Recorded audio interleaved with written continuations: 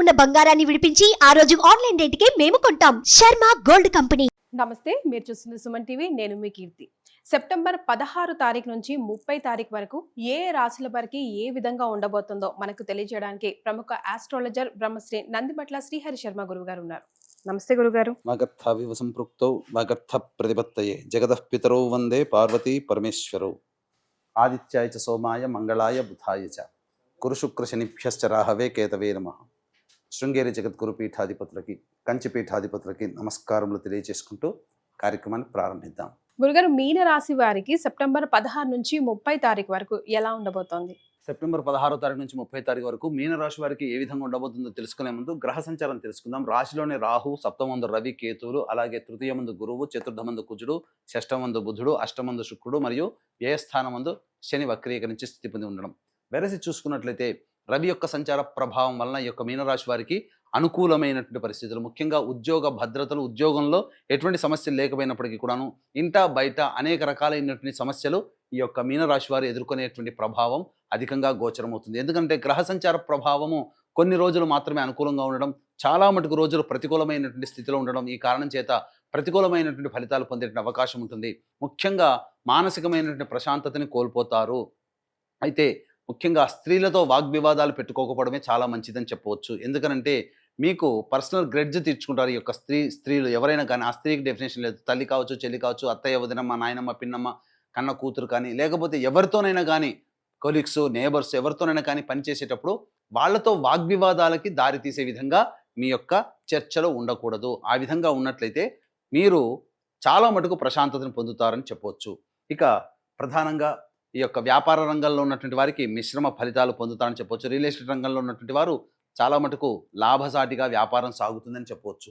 అయితే ప్రధానంగా సరైనటువంటి సమయానికి నిద్ర పట్టకపోవడం, చేసేటువంటి ప్రతి పనులలో కూడాను డౌట్స్ మీకు అధికంగా ఉండడము, మీరు చేస్తున్నటువంటి పని కరెక్టా మీదా కాదా అనేటువంటి ఒక విషయాల పట్ల మీకు అవగాహన లేకపోవడం, తద్వారా ఈ యొక్క సంబంధించినటువంటి చేపట్టినటువంటి ప్రతి పనులలో కూడా కన్ఫ్యూజన్ స్టేటస్ అనేటువంటిది ఈ యొక్క మీనరాశి వారికి 16 నుంచి 30 తారీఖు సెప్టెంబర్ వరకు ఉండబోతుంది. కాబట్టి జాగ్రత్తలు పాటించండి. భవిష్యత్తు ఆందోళనకరంగా అనిపిస్తుంది, కానీ భవిష్యత్తు ఇంకా మంచిగా ఉంటుంబోతుంది. ఎందుకంటే గ్రహాలు ఇప్పుడు అనుకూలంగా లేనంత మాత్రాన ఇప్పుడు మనం ఇబ్బంది పడాల్సిన అవసరం లేదు. గ్రహ సంచారం మారుతూ ఉన్నప్పుడల్లా మనకు మంచి చెడు అనేటువంటిది ఉంటుంటాయి.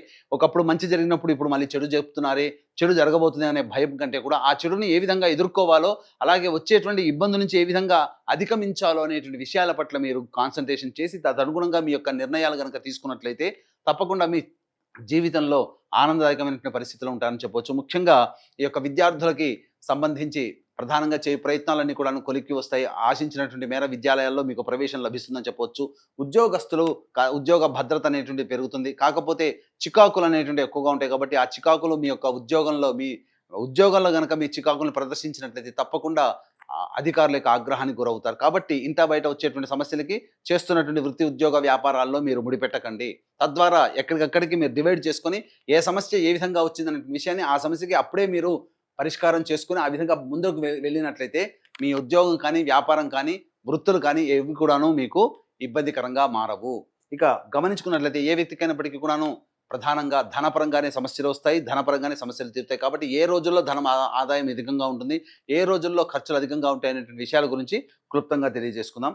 ఇక 16, 17 తారీఖులో కనుక గమనించుకున్నట్లయితే మీకు ఖర్చులు అధికంగా ఉంటాయి, మనస్సు ప్రశాంతంగా ఉండదు, చికాకుగా ఉంటుంది, ఏ పని యందు శ్రద్ధ పెట్టలేకపోవడము, అలాగే దూర ప్రాంత ప్రయాణాలు చేయాల్సినటువంటి పరిస్థితి రావడము అనేటువంటిది ఈ యొక్క మీనరాశిలో జన్మించినటువంటి వారికి ఉంటుంది. ప్రధానంగా ఈ యొక్క 16, 17 తారీఖుల్లో ఖర్చులు అధికంగా ఉంటాయి. ఈ విధంగా మీకు చెప్పవచ్చు.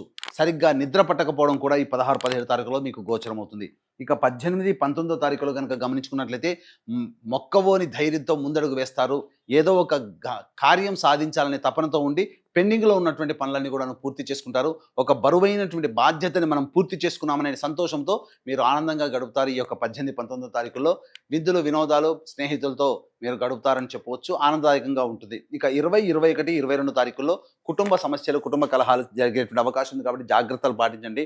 కుటుంబ సభ్యులతో వాగ్వివాదాలు చేయకపోవడమే చాలా మంచిదనే విషయాన్ని గమనించుకోవాలి.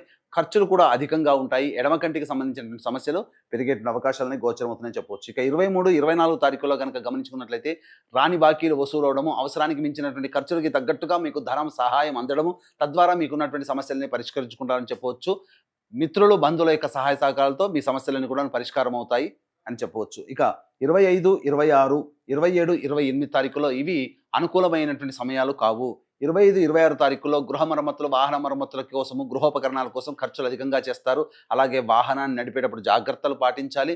అలాగే తల్లిగారి ఆరోగ్యం పట్ల శ్రద్ధ వహించాల్సినటువంటి పరిస్థితి. ఎంత పని చేసినప్పటికీ ఆ పని యందు మీకు సంతోషం కలగకపోవడం కాస్త విచారకరంగానే చెప్పొచ్చు 25, 26 తారీఖులో. ఇక 27, 28 తారీఖులో కనుక గమనించుకున్నట్లయితే ప్రధానంగా మనస్సు ప్రశాంతంగా లేకపోవడము, ఏ పని ఎందు చేయాలనుకున్నా కూడాను బద్ధకం అధికంగా పెరగడము, వృధా కాలయాపన జరగడం. ఈ కారణం వల్ల 27, 28 తారీఖులో మీరు అనుకున్నటువంటి విధంగా మీరు యోగాన్ని పొందలేకపోతారు. మీ యొక్క ఆరోగ్యం పట్ల కూడాను శ్రద్ధ వహించాల్సినటువంటి పరిస్థితి అని చెప్పవచ్చు. ఇక 29, 30 తారీఖుల్లో కనుక గమనించుకున్నట్లయితే ప్రధానంగా రాని బాకీలు వసూలవడము, ధనాదాయం చాలా చక్కగా ఉంటుంది.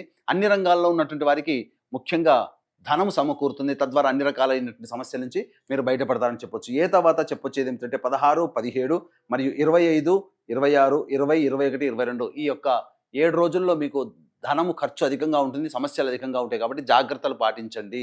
ఏది ఏమైనప్పటికీ కూడాను గ్రహ బలం అనుకూలంగా లేదు, అలాగే గ్రహ సంచారం కూడా అనుకూలంగా లేని కారణం చేత ఎక్కువ రోజులు సమస్యాత్మకంగా చికాకులు ఎక్కువగా ఉంటాయి. కాబట్టి ఏమాత్రం బెదరు చెందకుండా దైవానుగ్రహంతో ముందడుగు వేయండి. పైగా ఈ యొక్క మీనరాశిలోనే సెప్టెంబర్ 18వ తారీఖు రోజున గ్రహణం ఏర్పడుతుంది, చంద్రగ్రహణం. కాబట్టి ఈ యొక్క కుంభ, మీన, మేష, మిథున, కర్కాటక, కన్య, వృశ్చిక రాశిలో జన్మించినటువంటి వారికి చంద్రగ్రహణ దోష నివారణ హోమాదులు సెప్టెంబర్ 18వ తారీఖు రోజున, అలాగే విద్య, వివాహ, ఉద్యోగ, దాంపత్య, సంతాన, అనారోగ్య సమస్యల నివారణకి 18 రకాల హోమాదులు కేవలం 1500 రూపాయలకి చేయించడం జరుగుతుంది.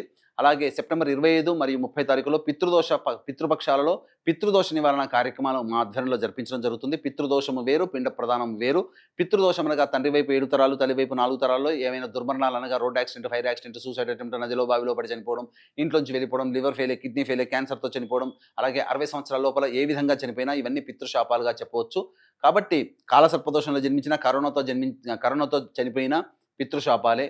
కాబట్టి ఈ పితృదోషం ఉండడం వల్ల కుటుంబంలో పిల్లలకి వివాహాలు కాకపోవడం, సంతానం కలగకపోవడము, అలాగే ఇంటర్ క్యాస్ట్, ఇంటర్ రిలీజియన్ మ్యారేజ్లు జరుగుతూ ఉండడం, అలాగే ఎన్ని ప్రయత్నాలు చేసినా ఫలించకపోవడము, దైవానుగ్రహం లేకపోవడంగా కుటుంబంలో అందరికీ మధ్య సఖ్యత లేకపోవడం అనేటువంటిది లక్షణాలు ఏర్పడతాయి. కాబట్టి సెప్టెంబర్ 25, 30 తారీఖుల్లో పితృదోష నివారణ కార్యక్రమాలు మా ఆధ్వర్యంలో జరపబడుతున్నాయి. రాలేని వాళ్ళ కోసం బ్రాహ్మణుని కర్తగా పెట్టి చేయించడం జరుగుతుంది. అవకాశం ఉన్న వాళ్ళు కార్యక్రమ తదనంతరం కాంటాక్ట్ చేసి పూర్తి వివరాలు తెలుసుకోవచ్చు. మరి వీరికి మెరుగైన ఫలితాల కోసం మీరు ఎలాంటి రెమెడీస్ ని చెప్తారు గురుగారు? మీనరాశి వారు సర్వదేవకృత లక్ష్మీ స్తోత్రం అనేటువంటిది ఉంటుంది, గూగుల్లో వెతికి తీసుకోవచ్చు. అది రోజుకి 8 సార్లు పారాయణం చేయండి. చాలా మటుకు సమస్యలు అనేటువంటివి పరిష్కారం అవుతాయి. ఇవి చెప్పినటువంటి ఫలితాలు ఏవైనా కానీ మీ యొక్క జన్మ రాశిని అనుసరించి చెప్పేటువంటి ఫలితాలు. కాకపోతే జన్మించిన సమయానికి జన్మకుండలి అనేటువంటిది ఒకటి ఉంటుంది. ఆ జన్మకుండలి రీత్యా మన జీవితం మొత్తంలో జరిగేటువంటి మంచి చెడు గురించి కూడా సంపూర్ణంగా తెలుసుకోవచ్చు. కాబట్టి దగ్గరలోని మంచి ఉపాసనాపరులైనటువంటి జ్యోతిష్యుల్ని సంప్రదించి వాటికి సంబంధించినటువంటి పరిహారాలు పాటించుకుంటే ఇంకా జీవితం ఆనందదాయకంగా ఉంటుందని చెప్పడంలో ఏమాత్రం సందేహం లేదు. చాలా సంతోషం గురుగారు, ధన్యవాదాలు. సర్వం శ్రీ ఉమామహేశ్వర పరబ్రహ్మార్పణమస్తు.